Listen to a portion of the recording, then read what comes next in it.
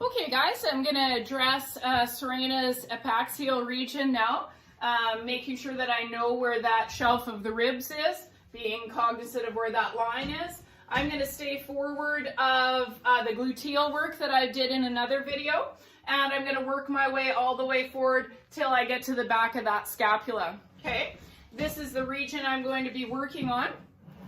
I am going to do a couple videos with some evaluations after some of these massage tip videos. So we will deal with some of the imbalance that we see in this horse's back in those videos. Going to start again with my fascial tool to warm up. I'm going to start forward of that flank swirl, and I'm going to work all the way through this back tissue. Now, of course, as you guys know that are a bit of anatomy junkies, we've got tissue running in all kinds of different directions here. So you definitely could use your tool in a couple different ways, really trying to create circulation in different planes of the body. Once I'm done with my small fingered tool, I'm going to go ahead in with my larger fingered tool. And again, this one is meant to be used in more of a circular fashion. I am being careful because it is a bit long for some of these horses that have a smaller space between their shelf of the ribs and up to the spine.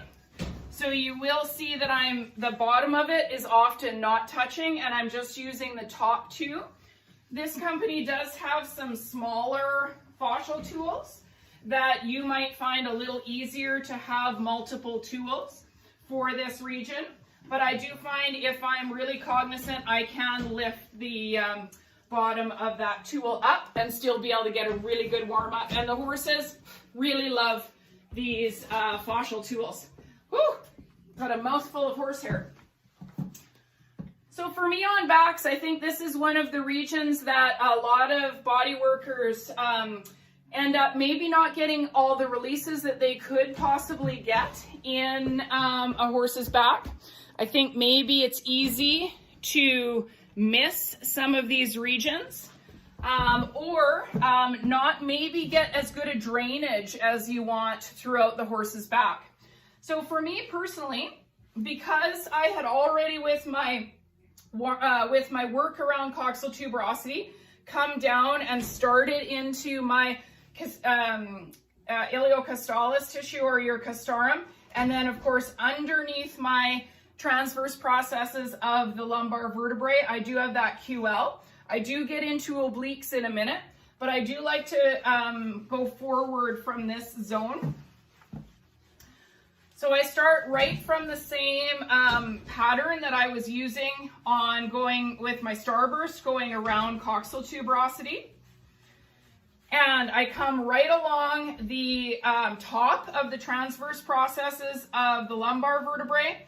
And again, with a compression stroke, you will notice that my compression stroke does have a slight upward angle to it. And I do find that I'm able to get in and really be careful of the edge of the rib shelf that's there. So I am going to compress this region all the way forward. I do this entire line first. It helps keep me organized, but I also find that if you end up with a horse with some pretty significant long back tissue soreness, that by releasing the shelf of the ribs, if you do need to do any range of motion to help you to mitigate some of the soreness in the horse's back, that then the shelf is much looser. So again, I really like to start with this underside. I work my way all the way across right till I get to the back of the scapula. And because of the way I hold my tool, I can feel with my fingertips or finger knuckles as I'm coming forward where that scapula is, and I'm careful not to keep bumping into the back of it.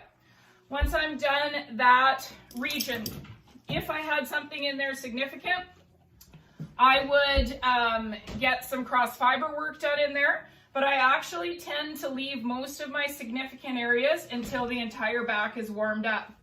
I personally then go for my segments of longissimus dorsi and spinalis tissue by working on an angulation from the sacrum to the last rib.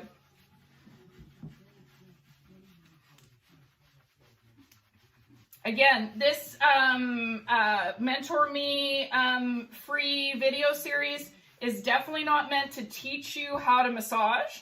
There's many things going on in the tissue that you have to be aware of. It is meant to give current body workers a little bit of tips. And if you're interested in what massage is, it'd be a fun series to watch for that too. But please don't take this as at-home massage things. I may do a video series on that as well if we get some interest in that. But this series was created mostly as an introduction and some free mentoring. So again, being careful of my angulation as I head forward. Keeping that same angulation of from the sacrum to that last rib. That way I'm going to be following along the plane of the segments of longissimus dorsi, and I'll also be staying in the muscle fiber direction of spinalis. Really make sure that you're adjusting your weight as you go, guys, because if you go in with the same weight and the horse has some soreness, once their body starts reacting to you through some fasciculation or the horse having a little bit of a pain response, it is hard to get that to settle down unless we go back to some more soothing type strokes. So make sure you're careful to adjust your weight as you go. Those of you that are quite sensitive with your hands will start to feel that seam of your latissimus dorsi coming through. So if you do bump over a little seam there, remind yourself that it could have an adhesion in the seam between your long back tissue and latissimus dorsi for sure. But just remind yourself that there is a seam there, because that is a frequently asked question for me when I have mentor students come, is they say to me, I end up with this line in the back and I'm not sure what it's from. So just always be cognizant that that latissimus is coming through there. Now, because longissimus dorsi is going to dive underneath the scapula here, you're going to get a much broader peak of your spinalis in the wither pocket. But remember too, that you've now added a couple more friends, because you do have your edge of your cranial dorsal serrated branches there. You also have your trap tissue there and your rhomboid tissue. So you do find that the tissue can be thickened here. On horses that have atrophy here from saddle dysfunction, you might find that everything is so hardened that you have a hard time getting through that tissue. And I'll have a few tips for you on that as well coming up. Oh, Serena's spooking at the camera. Did you just see that I put it there? I moved it a while ago, actually. Oh, silly Billy. All right. So then once you get to the back of the scapula, gang, just really be watching here that you're going up and over the shape of that scapular cartilage, and that with your massage, you're not running into the back of that scapula. For me, in my long back tissue work here, I'm going to go up and around the top of the scapula, because I am going to get shoulder work, but I actually, for me, to stay organized, I find getting the top of this rhomboid quite beneficial doing it with my back work. So I'm going to go up and over the top of that now. Now, before I leave my horse's back, of course, if there was a lot of adhesions, I'd be going back to those in a second. But first of all, I'm going to get my core tissue line warmed up before I move on to any of my deeper work. So for me, I'm going to start back just behind that flank swirl, just back where I had stopped working on my cadalis tissue as I come to the front of the sacrum. I'm going to start right there, and I'm going to be working through that core tissue, staying just off the spine. I actually, for me personally, that uses a tool, and any of you other guys, I put my pinky between the tool so that I know that I'm not running into the dorsal processes of the spine when I'm working. And I'm going to use my warm-up strokes, my compression strokes, all the way down through that core tissue. Now you'll notice for me when I'm working that I often back up and head over the same zone again. I'll do that if I find that there is a little bit of thickening in the tissue. It feels sticky. It feels like it's not warming up the way I would like it to.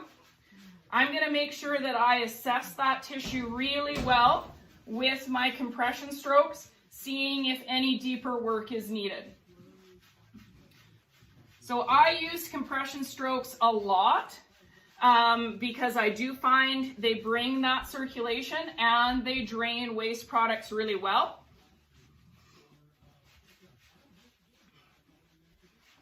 All right, and I'm going to head all the way up so that I'm staying right along the spine, right until I meet where I'd already worked that rhomboid tissue.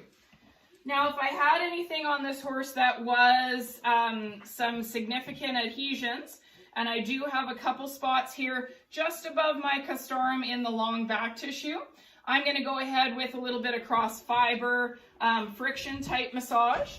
I don't feel like it's bad enough for me to be doing any direct pressure, but that's a great technique as well if you guys have that one in your tool belt. The other thing that I find works excellent here, especially some of these guys where they're sore right underneath where the saddle is starting into some of your myofascial work. I find that that gets some excellent releases there. So you could do some simple pull apart, or you could do some cross, depending on what the tissue feels like it's going to meld into. And I think this tissue is going to come really nice with this cross hand position. Melting in and holding. And then really following where this is going to take me. My top hand is going to go really up.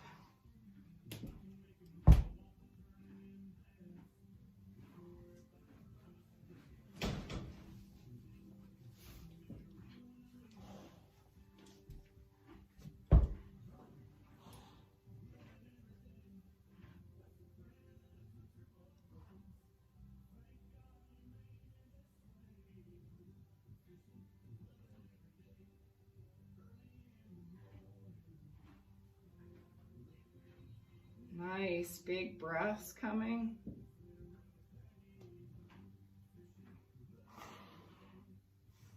And there's my nice toot release. I love it. Good girl. Textbook, Serena. Okay, so once I've done that, then I'm going to go back through and repalpate and see if I'm happy with that tissue. And if I am, just finish that entire back with some effleurage drainage strokes.